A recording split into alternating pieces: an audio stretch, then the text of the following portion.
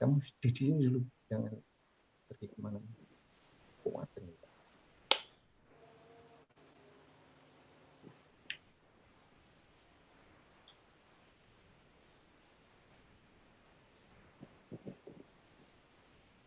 Sebentar ya, Bapak-Bapak. Ini karena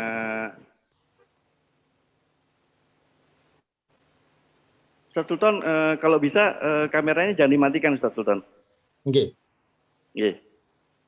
Masih hidup kan ini?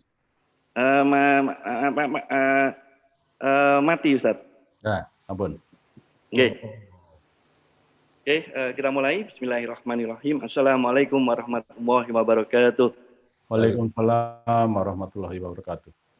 Alhamdulillahirrabbilalamin, kita bisa berjumpa kembali di kajian dan silaturahim yang diselenggarakan oleh MAT 212 Pondok Jati Sidoarjo, yang insya Allah kita akan laksanakan 2 kali dalam sebulan, yaitu di Ahad pekan pertama dan Ahad pekan ketiga. Dan insya Allah narasumber yang akan kita hadirkan itu ada dari beberapa kalangan, tetapi yang kalau perlu kita mendatangkan dari kalangan para perekonomian atau para pebisnis yang sudah mapan di dunianya, sehingga kita bisa mendapatkan ilmu-ilmu dari mereka dan kita bisa membangkitkan perekonomian Islam, insya Allah. Amin ya rabbal alamin. Dan alhamdulillah untuk hari ini kita telah mendatangkan narasumber kita, yaitu Ustadz Dr. Andes Muhammad Sultan Amin MM. Beliau ini adalah sebenarnya mempunyai banyak grup perusahaan, cuma beliau minta ditulis title-nya ini hanya sebagai Direktur Utama Laboratorium Parahita itu. Tapi nanti di kurikulum vitae nanti akan saya sebutkan beberapa perusahaan beliau, grup perusahaan beliau. Dan beliau juga sebagai Wakil Ketua Pimpinan Wilayah Muhammadiyah Jawa Timur. Begitu Bapak Ibu semua. Jadi insya Allah nanti kita akan melakukan kajian ini dengan jadwal sebagai berikut. Kita akan lakukan pembukaan yang insya Allah sudah saya lakukan, dan kita akan memulai di kajian nanti di pukul 6.05. Habis itu selama sampai pukul 7 kajian akan diberikan oleh Ustadz Sultan. Nanti ada sesi tanya jawab. Nah, nanti sesi tanya jawab akan kita fokuskan di grup Telegram. Dan seperti judul kajian kita ini, kita bukan hanya kajian, tetapi kita akan melakukan silaturahim dengan para anggota dan para partisipan yang ada di Zoom, dan juga para pembeli yang aktif di 212 MAT, sehingga kita bisa tahu produk-produk apa yang dijual di 212 MAT itu. Sebelum kita mulai kajian ini, perlu kita sampaikan adab dan serta panduan kajian dan silaturahmi yang diselenggarakan oleh 212 MAT. Pertama yaitu adalah niat mengikuti kajian untuk mencari ilmu dan menambah khasanah pengetahuan. Kedua, peserta wajib berpakaian yang sopan dan syar'i, atau kamera dimatikan gitu ya. Mohon maaf kalau umpamanya tidak berpakaian sopan dan syar'i, monggo bisa kamera dimatikan saja. Nomor 3 itu menjaga adab menuntut ilmu di sesi kajian dan kesopanan dalam bertanya serta berdiskusi di sesi tanya jawab dan sesi silaturahmi. Dan 4, usahakan mencari lokasi yang tenang dan tidak berisik untuk bisa berkonsentrasi dan tidak mengganggu jalannya kajian dan silaturahmi. Nomor 5, semua mic partisipan akan di-mute oleh host selama kajian dan hanya akan di-unmute pada sesi tanya jawab dan sesi silaturahim. Tetapi mohon mic tetap di-mute apabila sedang tidak berbicara. Ini nanti kalau ada waktu kita bisa tanya jawab secara secara online gitu. Nanti kita berikan waktu untuk bagi yang sedang melakukan resen. Nomor 6, fitur chat akan dinonaktifkan selama kajian. Saat ini fitur chat sudah dinonaktifkan, dan pertanyaan ataupun usulan atau saran diprioritaskan melalui grup Telegram 212 MAT. Insya Allah grup 212 MAT sudah mempunyai grup Telegram yang insya Allah bisa menampung 200.000 partisipan. Jadi monggo bagi yang sudah bergabung di Zoom ini bisa nanti ikut bergabung di grup Telegram. Nanti insya Allah habis ini akan saya berikan linknya untuk grup Telegram. Nanti apabila masih ada waktu, maka diberikan kepada partisipan di Zoom dengan cara raise hand terlebih dahulu. Oke, nomor 7, bagi yang ingin bergabung di grup Telegram bisa install aplikasi Telegram, lalu search Mart 212 Pondok Jati Sidoarjo, lalu klik bergabung atau join. Nomor 8, setelah kajian akan ada sesi silaturahmi, sehingga partisipan bisa lebih mengenal produk-produk 212 Mart Pondok Jati Sidoarjo dan mengenal satu sama lain. Nah, ke-9, host akan mengeluarkan peserta yang tidak mengikuti adab serta panduan kajian dan silaturahmi. Dan ini sedikit biografi dari Dr. Andes Muhammad Sultan Amin MM. Nama lengkap beliau adalah Muhammad Sultan Amin. Tempat tanggal lahir beliau Sidoarjo 10 Maret 1957. Masa kecil beliau ini ada di Grogol, Tulangan Sidoarjo, arek Sidoarjo rupanya Ustaz Sultan ini. Jadi kita yang merasa di 212 Mart ini merasa sangat-sangat bangga bahwa ada arek Sidoarjo yang menjadi tokoh nasional. Saya bilang tokoh nasional ini. Pendidikan beliau setelah SD, SMP, SMA di Grogol, Tulangan Sidoarjo. Beliau melanjutkan di pondok di tahun 1976 di Pondok Pesantren Modern Darussalam Gontor Ponorogo. Dan setelah itu beliau melanjutkan di S.Ad di strata 1 di tahun 1996 di Universitas Muhammadiyah Surabaya. Waktu itu masih namanya IKIP Muhammadiyah Surabaya gitu ya Ustaz Sultan ya, di Fakultas Keguruan dan Ilmu Pendidikan. Dan S2 beliau atau Magister Manajemen beliau itu di tahun 1996 di Universitas Airlangga. Universitas Airlangga atau UNER ya, kita kenal. Setelah itu ini baru tahun kemarin ini beliau menempuh gelar doktornya di Universitas Gadjah Mada dengan disertasinya tentang kependidikan. Memang saya melihat beliau ini lebih banyak di kependidikan, tapi kenapa ya beliau ini kok lari ke laboratorium? Ini nanti kita perlu gali mendalam ini, kita nanti tanya jawab aja nanti kok bisa gitu loh orang pendidikan ini lari ke laboratorium ini ya gitu kan gitu. Nah sebelum beliau berusaha sendiri, beliau bekerja di tahun 1978 sebagai tata usaha ya TU, SPG dan SMP Muhammadiyah Sidoarjo. Dan di tahun 1980 sampai 1991 sebagai guru SMP Muhammadiyah Sidoarjo dan SMA Muhammadiyah Surabaya. Dan setelah itu di tahun di tahun 1988 dan 1993 beliau juga menjadi dosen Universitas Muhammadiyah Surabaya di Fakultas Keguruan dan Ilmu Pendidikan gitu. Nah, ini yang cukup menarik. Beliau berusaha sendiri sejak tahun 2007 gitu, mendirikan laboratorium klinik Parahita. Beliau sebagai direktur utama. Dan di tahun 2008 beliau mendirikan PT Kamilah Lentera Persada di bidang percetakan gitu. Beliau sebagai komisaris utama. Dan tahun 2019 mendirikan PT Candi Sewu Baru di bidang perkebunan, beliau sebagai komisaris. Sebenarnya banyak lagi yang usaha-usaha beliau termasuk di BUMN dengan Muhammadiyah gitu ya. Cuman karena terbatasan PowerPoint ini saya belikan ini nanti Ustaz Sultan sendiri yang akan bisa menyampaikan.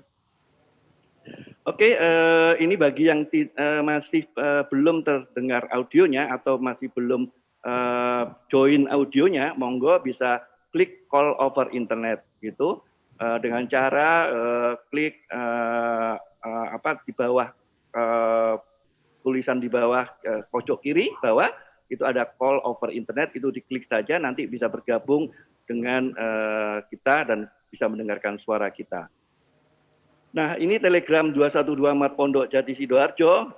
Monggo install Telegram.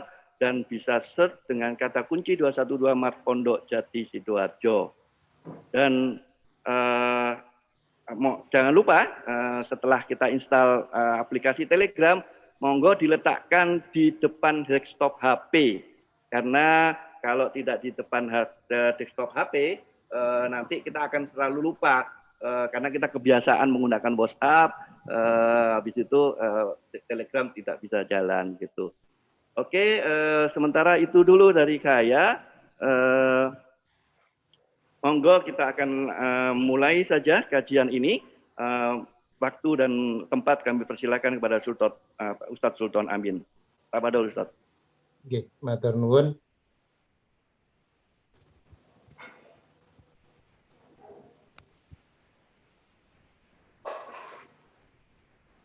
Assalamualaikum warahmatullahi wabarakatuh. Waalaikumsalam warahmatullahi wabarakatuh. Alhamdulillah wa syukrillah la nikmatillah la haula wa la quwata illa billah. Allahumma sholli ala Muhammad wa ala ali Muhammad. Bapak Ibu yang dirahmati oleh Allah, terutama host kita Pak Omni Martin. Apa kabar Bapak Ibu sekalian di pagi yang penuh rahmat ini? Alhamdulillah, Ustaz. Alhamdulillah, semoga seluruh keluarga sehat, tidak kekurangan satu apapun, rezekinya terus bertambah. Amin. Kalau Amin. pada masa pandemi ini ada halangan-halangan sedikit, semoga ini adalah sebuah estafeta untuk kita naik tangga, dan semoga Allah selalu bersama kita. Amin. Amin. Mengkarunia kita semua. Amin ya rabbal alamin. Terima kasih Pak Omni. Di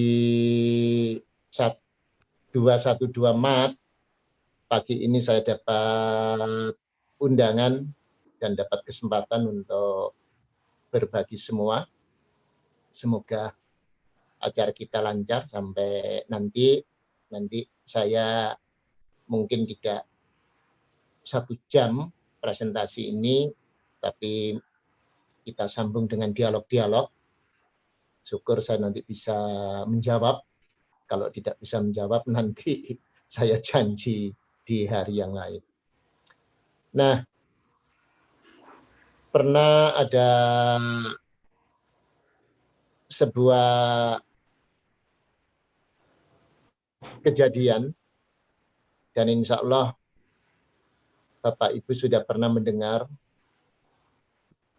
sahabat Nabi yang namanya Abdurrahman bin Auf adalah seorang saudagar yang humble, yang ramah, ya tidak ada duanya barangkali sama dengan Abu Bakar As-Siddiq, tapi dia masih lebih muda ketimbang Abu Bakar As-Siddiq.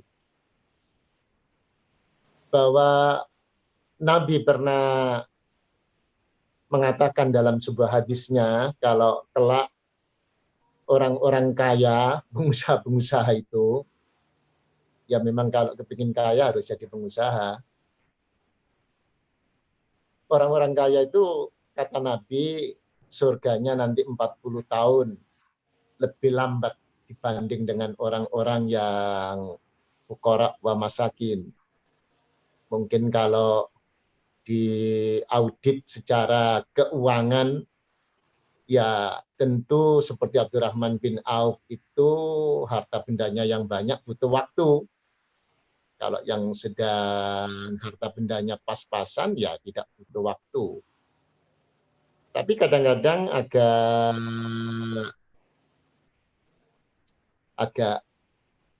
penuh kritik. Katanya Allah itu syari'ul hisab. Syari' itu dari kata syara'a itu kan cepat, hisab penghitungannya. Kalau sekarang dengan model audit yang penuh dengan IT, yang full IT, Pak Omni yang bisa mengerjakan itu kan cepat sekali kan. ISO saja kalau pakai IT itu sebentar saja sudah tidak perlu hard copy yang bertumpuk-tumpuk dengan secepat kilat itu kan sudah bisa diketahui. Apalagi kalau melihat amal-amal kita, melihat perjalanan hidup kita, maka Abdurrahman bin Auf itu rasanya untuk apa saya jadi orang kaya kalau surga saya 40 tahun hitungan akhirat itu kan sehari saja 1 tahun dunia lah. Kalau 40 tahun kan nggak bisa dihitung itu. Meskipun ada seseorang mengatakan bahwa di neraka itu tidak kekal. Kalau di neraka itu 7 miliar tahun itu kan masih ada batasnya, berarti tidak kekal. Kadang mohon maaf saya tidak mau berandai-andai, kita sakit berhari-hari di tempat tidur saja itu sudah rasanya tidak ketulungan, apalagi kalau berhari-hari di akhirat. Mohon maaf, naudzubillah min dzalik, kalau di neraka itu sampai bertahun-tahun, ya pendapat seperti itu saya tidak pas rasanya, bahwa di neraka cuma sekian miliar tahun tidak kekal. Bagaimana cara menghitungnya? Kita kesakitan sebentar saja, Pak Oni yang sakit beberapa tahun, tidak seluruh hidupnya saja sudah merasakan, ya Allah, benar-benar kami dicoba ini dalam situasi yang mohon tetap bersabar. Ini aja di dunia, apalagi di akhirat. Maka Abdurrahman bin Auf itu ingin berbagi dengan harta bendanya, ingin menghabiskan harta bendanya yang menumpuk itu. Bagaimana caranya? Sebagai seorang muslim yang baik, yang taat, tentu tidak bisa menghambur-hamburkan begitu saja, kan? Maka pada waktu itu di kota Madinah, kurma ini sedang jeblok. Entah musimnya nggak bagus, kurma ini lantas ya cacat semua. Tidak bisa dijual dengan harga normal. Wah, para petani-petani kurma di Madinah itu sangat bersedih. Katanya Abdurrahman bin Auf, ya Allah, ini kesempatan saya menolong mereka. Kesempatan saya menghabiskan uang saya ini agar saya bisa menjadi miskin. Wah, dibeli sudah lah. Mintanya berapa akan dibeli. Dan tentu para petani-petani yang muslim itu tidak ambil kesempatan. Asal ada yang mau beli dengan harga berapapun akan diberikan. Karena ladang kurmanya sudah sedemikian rusak, dijual orang tidak bisa, tidak mau membeli karena kurmanya seakan-akan tidak bisa dimakan. Wah, dibeli semua di kota Madinah, di desa-desa Madinah itu. Kurma ditumpuk, menumpuk seperti gunung di pekarangannya Abdurrahman bin Auf. Sudahlah, dia tidak hitung-hitungan, harta bendanya seakan-akan dihabiskan untuk membeli kurma-kurma yang cacat, yang tidak laku di pasaran. Nah, memang Allah itu maha segala-galanya. Kalau orang itu berbuat baik seperti Abdurrahman bin Auf itu, nyatanya di negeri tetangga sedang dilanda sebuah bala, bukan corona, tetapi para tabib-tabib negeri itu menyarankan satu-satunya obat tidak lain adalah dengan kurma-kurma yang cacat itu. Tadi fragmentasi, tadi apakan dia di situ tidak dijelaskan. Ya, ini peristiwa para sahabat, bukan hadis makalah ini. Wah, ini kebetulan bagi siapa Abdurrahman bin Auf. Kalau tadi itu kurma itu rata-rata harganya 18-20 real, kalau yang azwa itu bisa 45 sampai paling mahal 80 dan yang premium itu bisa 100 lebih. Wah, Abdurrahman bin Auf ya tidak mau dibeli seperti harga di bawah standar kemarin dia kulakan. Dijual semaunya, wong ini negara tetangga yang membutuhkan. Ya tidak kemana-mana nyatanya harta benda kita kalau Allah Subhanahu wa Ta'ala akan menaungi mereka-mereka yang punya visi, punya misi yang bagus. Maka pada kajian kita pada hari ini saya ingin bawakan sebuah ayat di As-Saff surat ke-61 ayat 10 dan 11. Insya Allah Bapak Ibu sekalian sudah pernah baca dan insya Allah sudah tahu juga artinya. A'udzubillahi minasyaitonirrajim. Ya ayyuhallazina amanu hal adullukum ala tijaratin tunjikum min azabin alim tu'minuna billahi wa rasulih wa tujahiduna fi sabilillahi bi amwalikum wa anfusikum dzalikum khairul lakum in kuntum ta'lam. Ya ayyuhallazina amanu, Allah menyeru kepada orang-orang beriman, hai orang-orang yang beriman, hal adulukum ala tijaratin, maukah engkau aku tunjukkan ala tijarah atas sebuah perdagangan, bisnis, yang bisnis itu tunjikum min adzabin alim. Yang bisnis itu bisa menyelamatkanmu, bisa menghindarkanmu, bisa menjauhkanmu min adzabin alim, dari siksa yang pedih, siksa yang dahsyat. Kalau orang berbisnis itu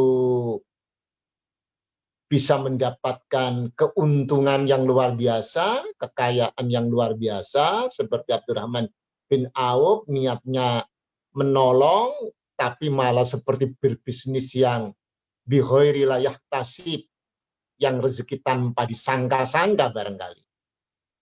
Nah, kalau orang berbisnis kepingin dia punya keuntungan yang besar, impian-impiannya bisa tercapai, bisa beli rumah besar, bisa beli villa, punya kebun, punya kendaraan yang bagus, punya hewan-hewan peliharaan yang bagus. Gitu kan. Kalau dia seorang muslim yang bagus, dia bisa mendirikan sekolahan, membangun masjid, pondok pesantren, dan sebagainya. Tetapi di sini bukan itu yang Allah maksudkan. Yang tunjikum min adabin alim. Yang di sini menyelamatkan dari api neraka.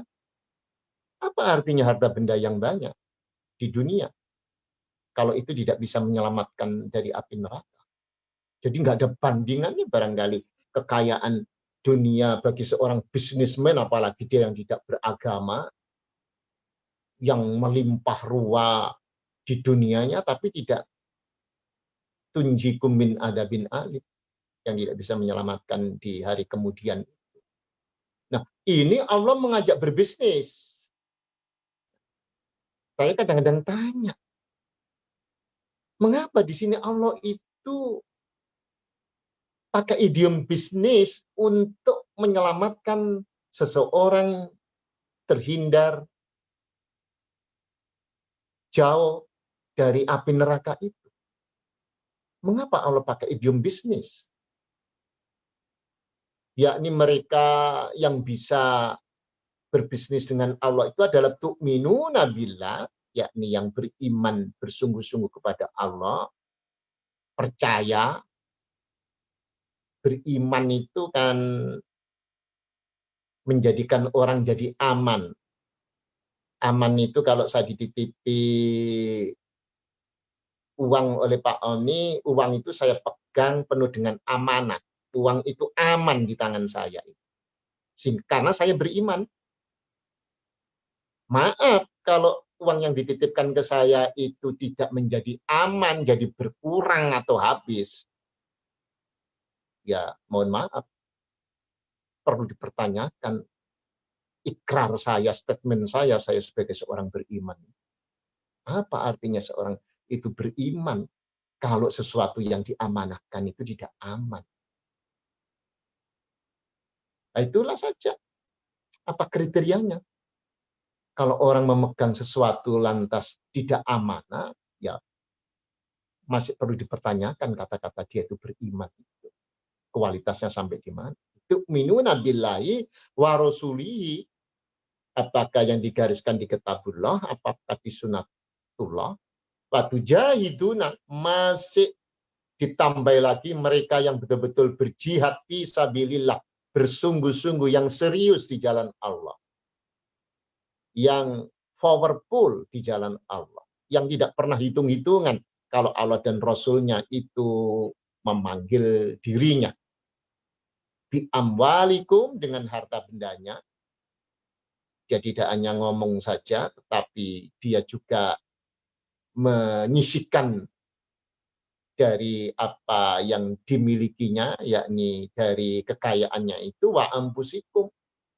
Bahkan dia sendiri pun juga ikut terjun, pikirannya, ide-idenya, waktunya, yang apapun yang dia punya. Dzalikum khairul lakum in kuntum ta'lamun.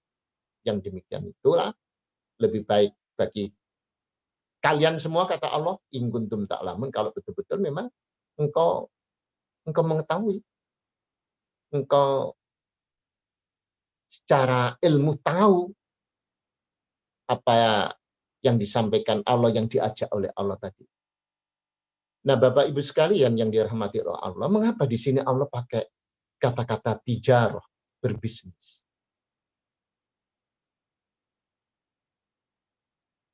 Bahwa masuk surga itu, menghindar dari api neraka itu tidak gampang, tetapi bisa.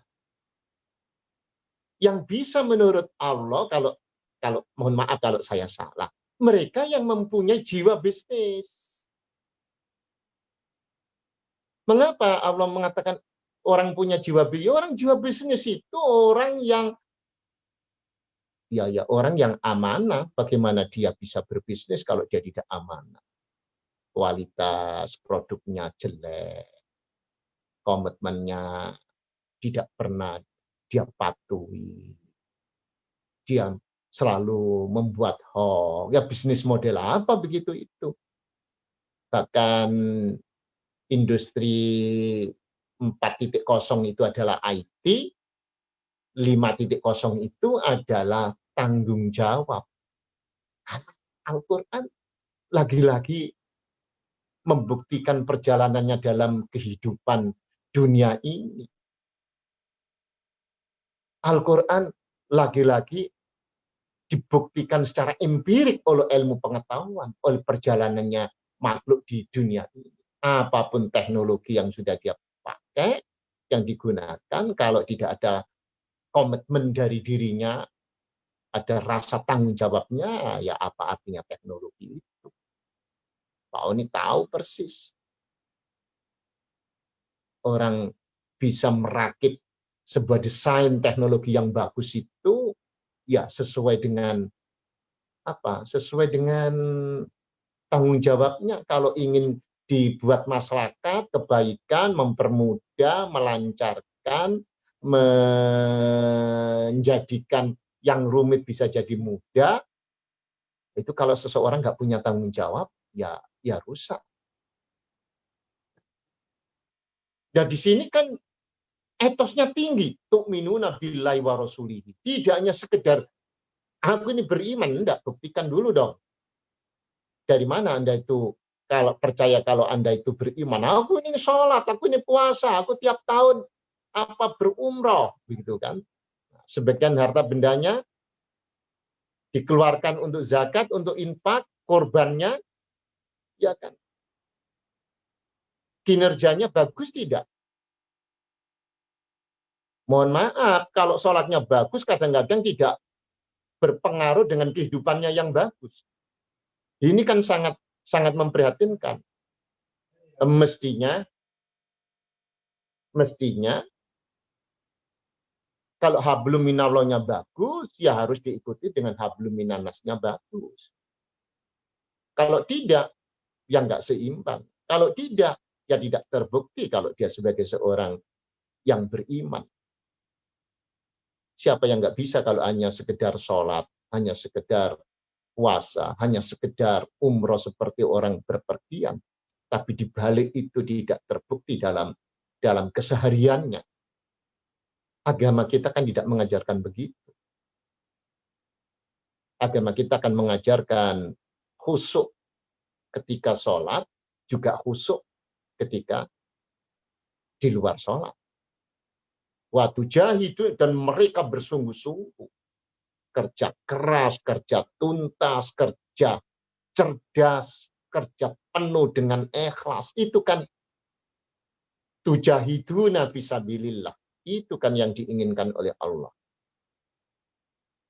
Maka orang kalau ingin berbisnis berhasil itu kalau tidak punya semangat kerja yang saya sebutkan tadi, kerja keras, kerja cerdas, kerja tuntas, kerja dengan penuh hati, tidak mungkin dia akan bisa berhasil dalam usaha.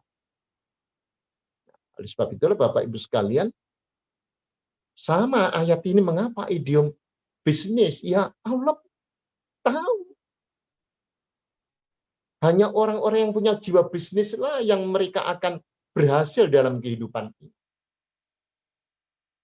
Berjiwa bisnis itu jangan diartikan mereka yang jual beli, punya dagangan, tidak. Dulu kalau tidak salah Bapak Ibu sekalian saya cari-cari, tidak ada datanya. Tempo itu pernah membuat penelitian dari 20 kepala daerah, kota maupun bupati itu, mereka yang sukses, yang berhasil memberdayakan masyarakatnya, membuat daerahnya luar biasa muncul ke permukaan, tidak abal-abal. Abal-abal itu seperti dulu pernah saya di desa itu ada lomba desa, padahal di situ tidak ada gugus depan pramukanya, tapi gugus depan bisa dibuat sehari. Saya termasuk ikut menjaga sebagai penegak dulu itu. Yang tidak ada posyandu langsung dibuat posyandu, yang tidak ada perpustakaan dibuat perpustakaan. Setelah penilaian dapat nomor juara, ya hilang semua karena abal-abal. Tapi kepala-kepala daerah ini menurut penelitian Tempo yang muncul kemerdekaan dan bagus dan dirasakan, mereka semua punya jiwa bisnis. Ketika kami mohon maaf di sekolah itu, mengapa bisnis ini kami edukasikan, tidak hanya sekedar teori, mohon maaf seperti di Fakultas Ekonomi itu, hanya belajar teori-teori tentang bisnis.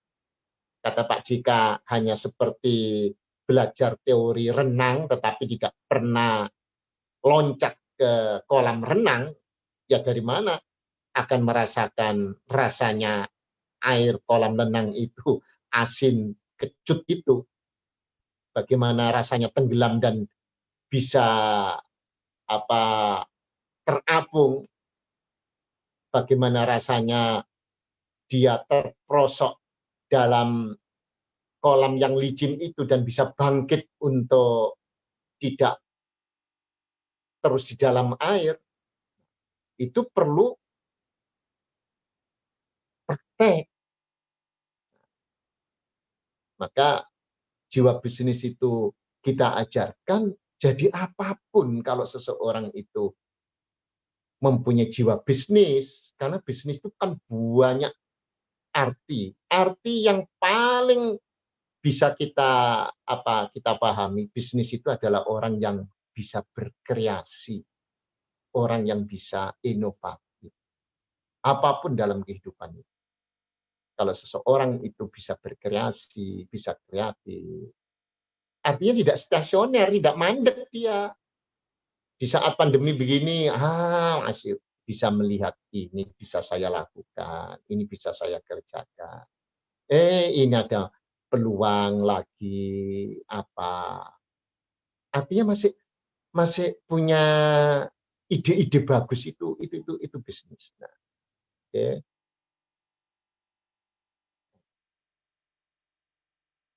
Nah, bisnis itu ini ada sebuah kata mutiara, makola. Ada yang menyatakan ini hadis tapi doib. Is'atu syari rizqi fit tijaro. 9 dari 10 pintu rezeki itu ada di dalam perdagangan. Apa maksudnya ini saya juga mikir-mikir. Oh, kalau di perdagangan itu bisa memperluas cakrawala pekerjaan. Dalam sebuah kantor perusahaan itu tidak hanya pekerja biasa yang dibutuhkan. Bisa macam-macam profesional di situ. Ada marketing, ada SDM, ada finance, ada apa lagi. Dan membutuhkan banyak juga konsultan-konsultan. Artinya kalau institusi yang di situ ada tijaroh, maka peluang yang dibutuhkan itu banyak sekali. Kalau hanya satu profesi saja, mungkin tidak membutuhkan banyak. Tetapi kalau itu sebuah institusi besar, sebuah rumah sakit, kan secara kasat mata rumah sakit itu kan seperti institusi sosial, tapi sebenarnya adalah tijaroh di situ.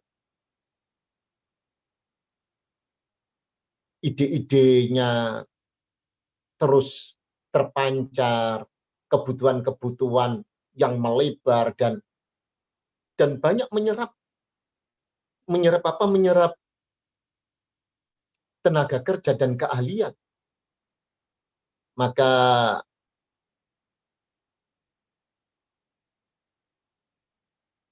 kalau di sebuah penelitian ini, kalau memang kita itu kepingin kaya dan bermanfaat, punya duit lebih dan bisa berkah, tidak ada yang lain, ya harus jadi pengusaha. Kalau hanya jadi seorang profesional seperti CEO, jumlahnya di dunia ini tidak banyak, cuma 10%. Profesional yang lain, pengacara, dokter kayak Pak Catur gitu, dokter Catur itu nggak banyak jumlahnya, cuma 10%. Apalagi dokter yang kaya, itu jumlahnya nggak banyak lagi itu. Dia yang bisa jadi direktur rumah sakit, pasiennya banyak, jadi konsultan kemana-mana. Kan banyak juga dokter yang tidak punya pasien, yang tidak bisa apa-apa, mungkin dulu cari jurusannya ikut-ikutan teman, karena dia pinter, eksaknya saja, eman kalau tidak masuk fakultas kedokteran. Yang paling luar biasa ya menjadi pengusaha. Nah, di sini menjadi eksekutif, jadi hakim, jadi jaksa, jadi bupati, jadi anggota dewan. Di penelitian di luar negeri ini kelihatannya enggak masuk ya. Mereka apalagi kalau di Jepang itu yang menjadi eksekutif, yang menjadi yudikatif, mereka yang sudah sepuh-sepuh, yang sudah tidak butuh maisha, yang tidak butuh keduniaan, yang akhir hayatnya dia peruntukkan untuk bangsanya, ya mereka hanya kerja ikhlas saja, mereka sudah punya backup di rumah, dan kemarin yang terakhir itu dunia sudah saya tinggalkan, saya sudah nggak butuh apa-apa, itu kan. Saya ingin mendharma baktikan diri saya untuk kemaslahatan, untuk nusa dan bangsa. Nah, itu yang ada di Jepang sana. Kalau di sini saya nggak tahu nih, tanya Pak Oni nanti.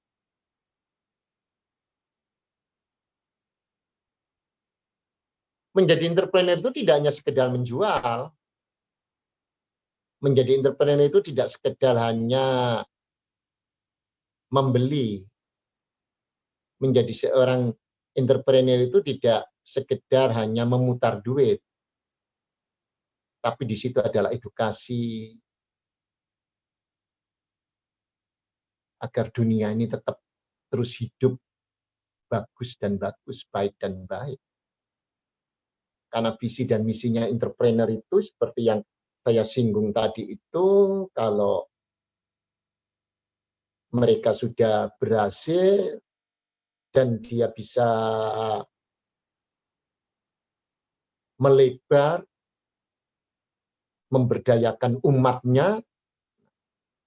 Bapak Ibu sekalian, dakwah Islam pertama kali kita itu kan tidak ada yang membiayai. Para sahabat sampai ke mancanegara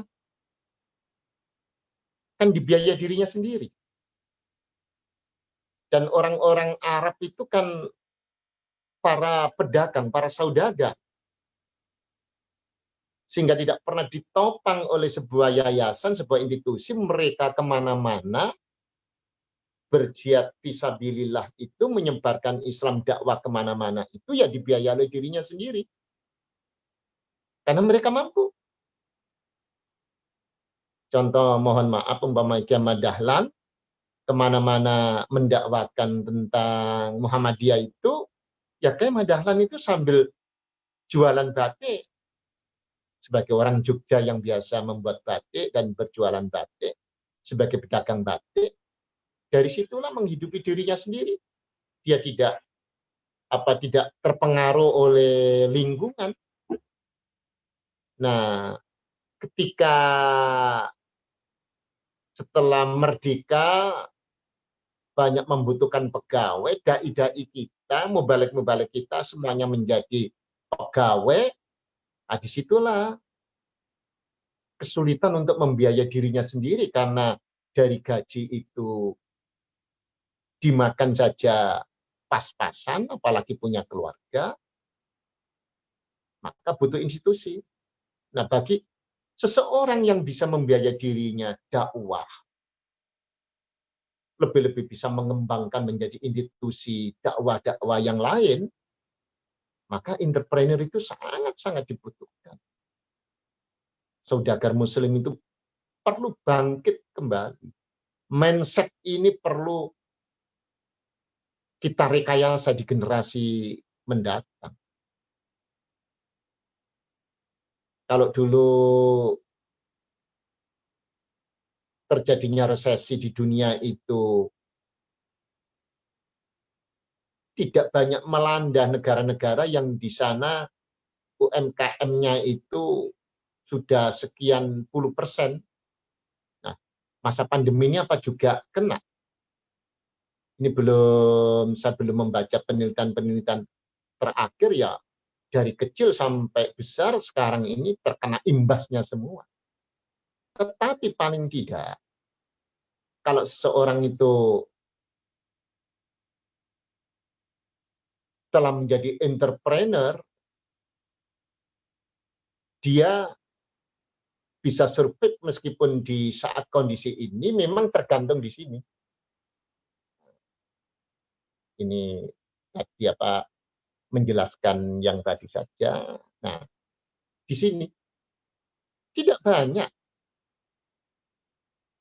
entrepreneurship itu yang bisa tetap berdiri tegak dengan inovasi-inovasinya itu. Karena tadi arti yang mudah di-adopt entrepreneurship itu lekat dengan pengertian inovatif, lekat dengan pengertian kreatif. Saya sering menerangkan surat yang pertama kali turun itu kan Iqra. Bismillahirrahmanirrahim. Iqra bismi rabbikallazi khalaq. Khalaq itu diterjemahkan di bahasa kita kan sebagai pencipta. Bacalah dengan nama Robmu yang menciptakanmu, yang mengadakanmu, yang menaungimu, yang memeliharamu. Ladzi khalaq, yang telah menciptakanmu itu. Di terjemahan bahasa Inggris, khalaq itu bukan make, bukan made, tapi created, kreasi. Saya mengenal kata-kata kreasi itu kan baru dewasa itu sejak saya SMP, barangkali SMA dulu belum ada itu kata-kata kreatif, kreasi itu. Belum populer, akhir-akhir ini saja. Ya, membuat itu berbeda dengan berkreasi. Berkreasi itu diartikan menciptakan itu. Kalau kita menyeru dalam Asmaul Husna, ya Khalik, ya Khalik, ya Khalik, ya Khalik, itu kan artinya supaya kreatifnya Allah itu, kreasinya Allah itu kan menginspirasi kita. Agar kita juga punya kreasi-kreasi yang luar biasa itu, yang kehidupan kita menjadi sustainable itu, terus-menerus berlangsung itu. Tidak ada tidak ada mandeknya. Karena seorang berusaha sebagai seorang entrepreneur itu sampai kapanpun dia ada pensiunnya.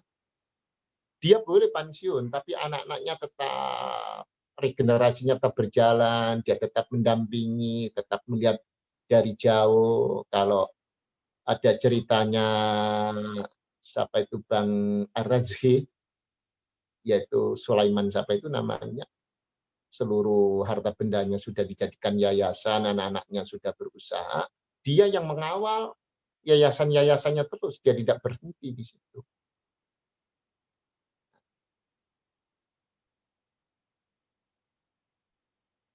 Ayat ini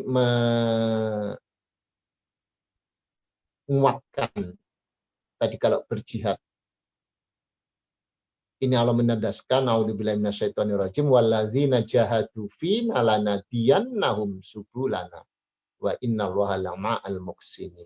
Ini ayat favorit saya ketika ceramah-ceramah yang paling banyak saya kutip itu ini untuk dalam rangka mengedukasi umat ini.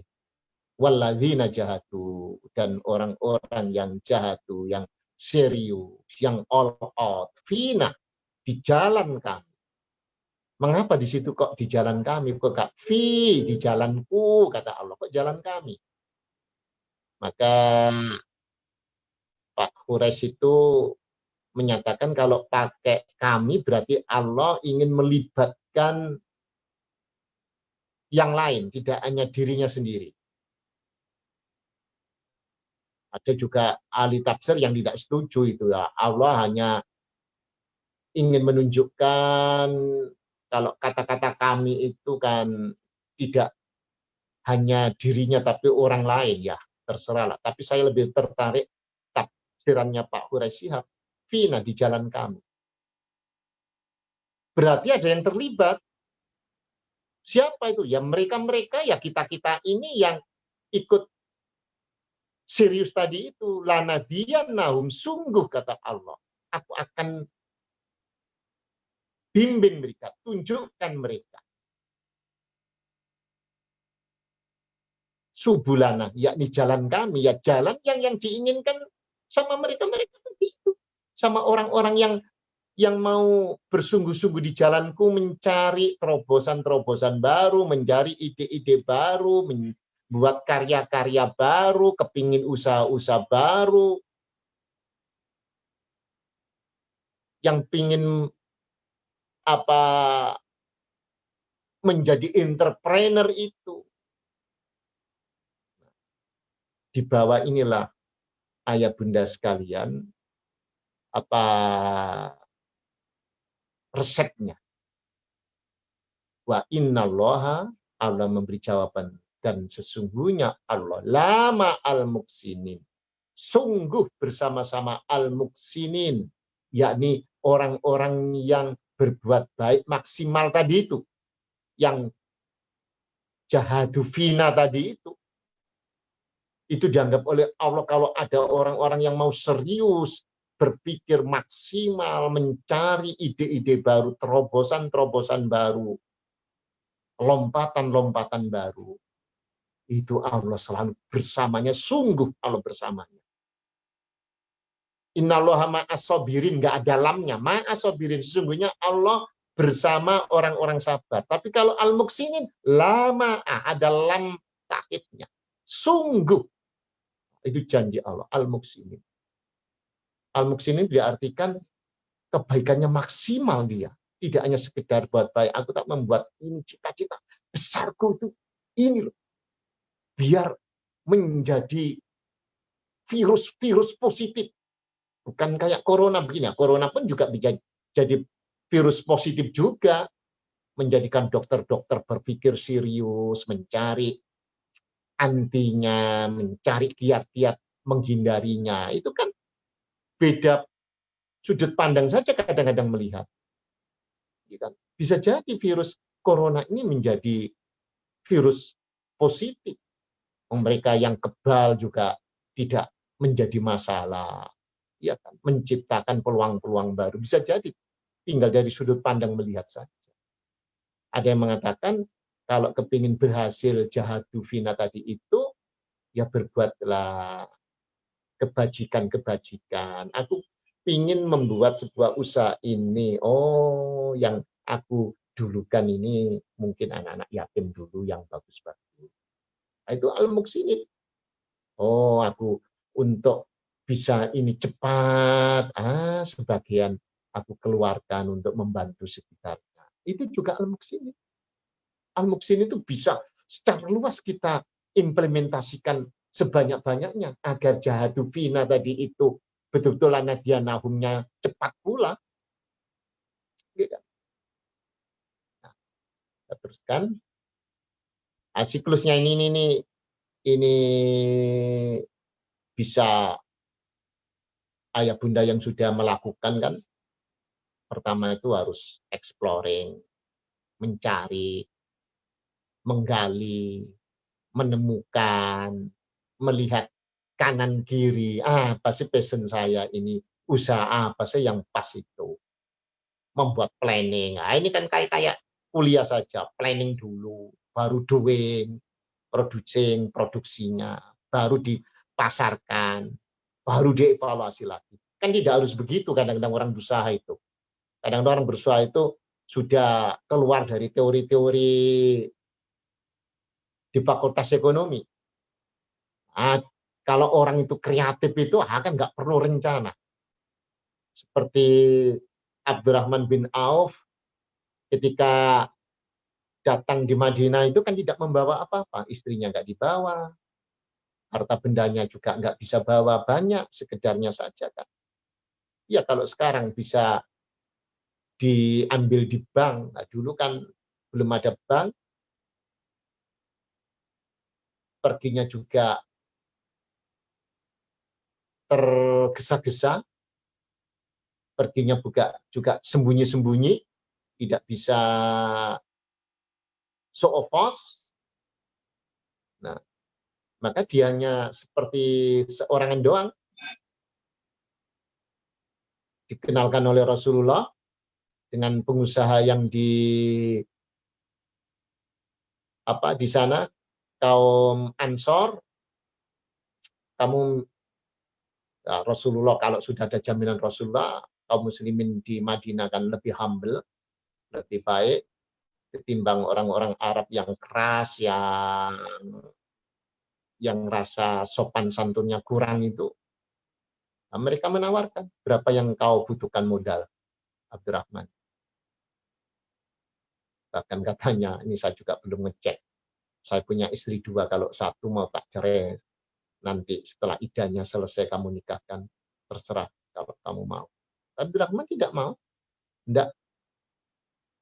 Tunjukkan aku pasar saja. Nah, sebentar dilihat, sudah ada bayangan. Ya antara exploring, planningnya, doingnya sudah jadi satu itu. Ya kan? Tidak perlu marketing, orang sudah percaya dengan Abdurrahman bin Auf. Kalau dia mau membuat pasar tandingan di depannya, semuanya berbondong-bondong ke situ. Dan harga sewanya pasti agak lebih murah. Ya kan? Meskipun andaikan harga di sana 100, kita membuat 99,9, just below. Di bawahnya itu.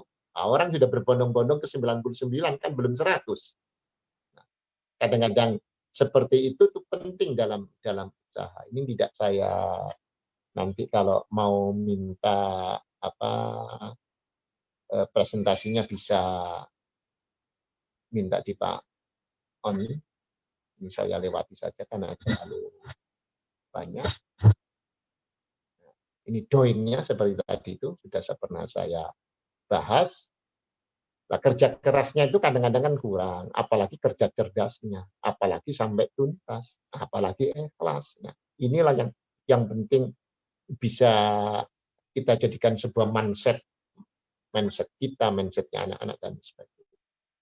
Nah, di mana kadang-kadang menjadi pengusaha itu seperti saya sendiri, ayah bunda, saya tidak dilahirkan di keluarga pebisnis, hanya petani, punya sawah 1 peta, dimakan cukup 1 tahun, tidak bisa dijual.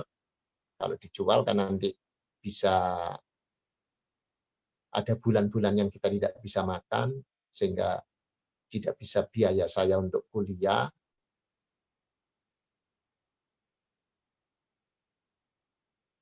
Maka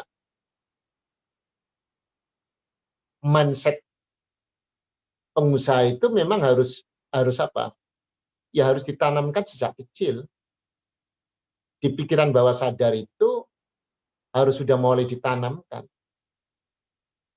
Berbeda kalau seseorang ketika masih kecil, masih anak-anak, ayah bundanya sudah bicara soal duit, bicara soal dagangan, bicara soal seluk-beluknya usaha, maka paling tidak yang tertangkap di otaknya itu adalah usaha.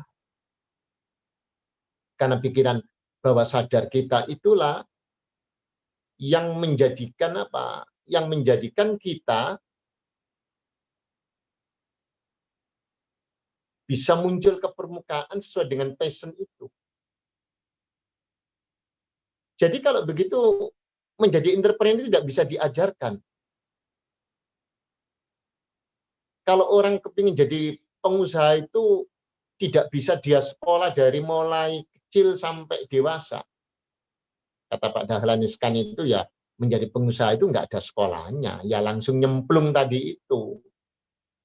Maka ketika di SD sudah mulai dikenalkan jual beli, dikenalkan anak-anak bisa bertukar barang-barang yang dia punyai, dia tidak harus menjualnya ke teman-temannya, ya, belajar menawar, belajar berkomunikasi, itu semuanya adalah usaha-usaha untuk agar entrepreneur itu sudah mulai masuk di pikiran bawah sadarnya anak-anak kita, cucu-cucu kita. Dia diajak kunjungan ke sentra-sentra produksi, ke sentra-sentra kreatif, gitu kan ya. Didiskusikan, tadi itu bahannya dari ini bisa menjadi tas, kalau tadi bahannya cuman berapa 50 rupiah, tasnya ini bisa menjadi 200. Mereka mulai diajari bagaimana dari 50 rupiah bisa jadi 200, dipotong untuk pengerjaannya, dia sudah laba sekian. Itu lebih menarik ketimbang hanya 50 ditambah berapa bisa jadi 200 yang tidak dikaitkan dengan kehidupan. Maka kalau K13 itu pada dasarnya teori-teori itulah dirakit, dikentalkan menjadi real, menjadi nyata dalam kehidupan ini. Tetapi sayang, K13 juga tidak tuntas. Sekarang ada Merdeka Belajar, merdeka betul di saat pandemi ini. Yang mampu bisa belajar, yang tidak mampu yang nggak belajar. Merdeka betul ini. dalam artian merdeka bukan sesungguhnya, merdeka yang kuat bisa berlangsung, yang lemah yang tidak tersentuh teknologi dan guru-gurunya tidak melek teknologi ya habis sudah. Innalillahi kita. Ya mudah-mudahan pandemi ini bisa cepat berangsur sehingga kita semua bisa, anak negeri ini bisa cepat keluar dari cobaan yang sangat-sangat berat. Bawah sadar inilah yang belum diutik-utik. Hanya pikiran-pikiran kritis, hanya analisa matematik, bahasa. Itu saja yang 12% itu saja yang di sekolah-sekolah kita itu. Nah, mestinya dengan K13 itu bisa seperti gunungan es yang masih di dalam lautan ini, yang belum muncul ke permukaan ini, yang mulai diasah. Jadi anak-anak mulai diedukasi, dilibatkan, diberi ruang, dihargai karya-karyanya, diapresiasi apa yang dia perbuat, gitu kan. Tidak menilai ini buruk dan baik, ini bagus, kayak Pak Tino Sidin ini bagus. Kalau ini ditambah begini lebih menarik lagi. Kalau diwarnai begini, lebih dasar. Jadi anak-anak terus berkembang itu kreativitasnya. Saya nggak tahu apakah anak TK sampai sekarang cucunya Pak Oni itu kalau membuat gambar 2 gunung terus tengah-tengahnya ada matahari muncul. Itu kan seluruh dunia itu kan begitu gambarnya anak-anak itu kan. 2 gunung terus tengah-tengahnya muncul matahari. Karena gurunya tidak pernah mengajari ini botol, kamu bisa gambar dari atas, dari bawah, dari samping manapun. Kamu potret dari hal-hal yang berbeda pasti akan hasilnya berbeda-beda dan semuanya menarik. Inilah yang penting. Kalau sekarang banyak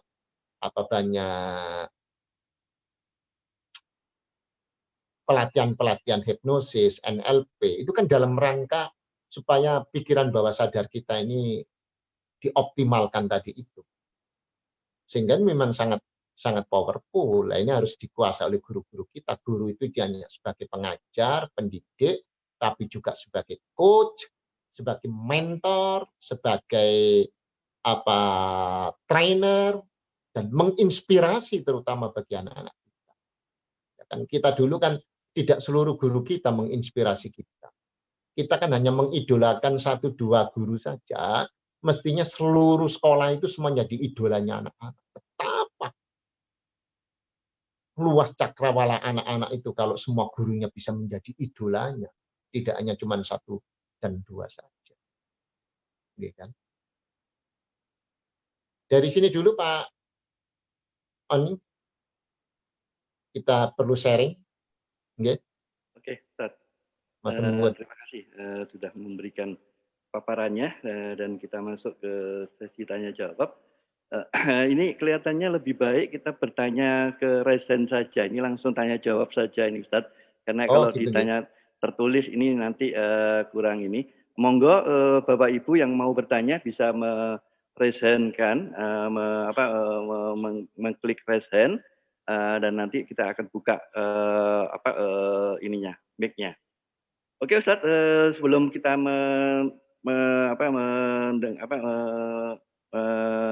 nunggu dari partisipan yang akan present, akan bertanya gitu. Ini kaitannya dengan inovasi Ustaz. Ini tanggal 1 November itu dikenal dengan Hari Inovasi Indonesia Ustaz. Oh, saya baru tahu ini Pak.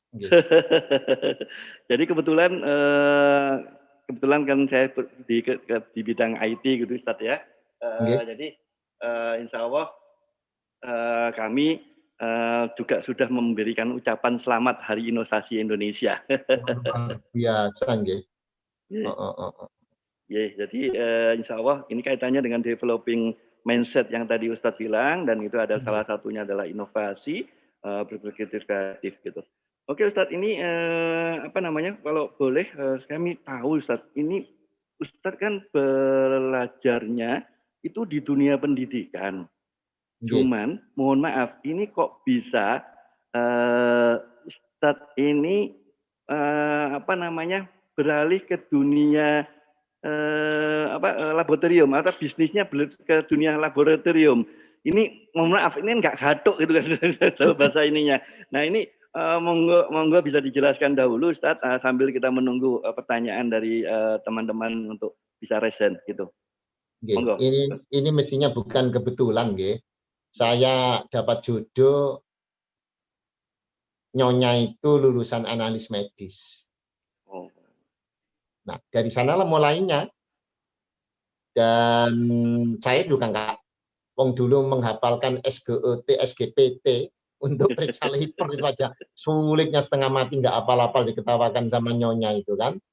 Nah, dari sanalah Pak, memang bukan kebetulan, nggih. Istri saya itu kan lulusan analis medis, tetapi ketika kerja kemana-mana itu mesti nggak diterima. Ya karena memang mindsetnya nyonya itu dia tidak pingin kerja dulu sih, kepingin nanti kalau anak-anaknya sudah besar, itu baru bekerja. Sehingga mindset itulah yang menjadikan mungkin orang melihatnya ini gak temenan ini, kayak kalau mau melamar ini kok kelihatannya ingah-ingih begitu kan. ya karena sejak awal mas aku nggak pingin kerja dulu, ya aku pingin anak-anak ini besar, kalau udah besar aku tak cari kerja. Oke, kok ini semua sama dengan visi saya, bahwa istri saya sementara jangan kerja dulu lah kalau anak-anak itu masih kecil, biar anak-anak diasuh oleh ibunya. Nah dari sanalah Pak Oni ada temannya itu yang sedang galau, kepingin belajar agama ke saya, gitu kan. Yang lagi ini bukan kebetulan, ini Tuhan yang menuntun. Allah. Kenapa orang ini kok tidak ke masjid-masjid besar di Surabaya ketika itu Al-Falak dan Mujahidin, kok datang ke rumah saya yang sepeda motor tidak bisa dinaiki, itu harus dituntun, itu yang gang sempit itu, meskipun bukan gang buntu ya, tapi sepeda motor harus dituntun. Kok ingin belajar agama ke saya, karena ada temannya nyonya. Dari sanalah nyonya lantas, ayo mendirikan laboratorium klinik gitu kan, karena dia sudah pengalaman mendirikan laboratorium klinik, ada masalah, maka ya saya yang harus berdua dengan teman ini, bukan nyonya, laki-laki bukan nyonya, dengan saya mencari tempat, mencari vendor dan lain sebagainya. Kadang-kadang saya bertanya begini, Pak Ani, kenapa dia tidak mencari namanya di Surabaya ini orang top seperti B. Arifin pada waktu Pak Bayi masih sugeng, ya, dan tokoh-tokohnya banyak, tapi kok datang ke saya yang hanya mubalik kampung, gitu kan, yang hanya seorang guru, belum jadi dosen itu saya ketika itu, hanya seorang guru SMP, SMA, Muhammadiyah, gitu kan, yang hanya pengajiannya juga nggak banyak jadwalnya, gitu kan. Dari sana kadang-kadang saya bertanya, ya Allah, dia kau tuntun ke tempat saya, gitu. Apa sih yang saya lakukan itu? Ya mungkin Pak Oni kalau saya perlu cerita, ketika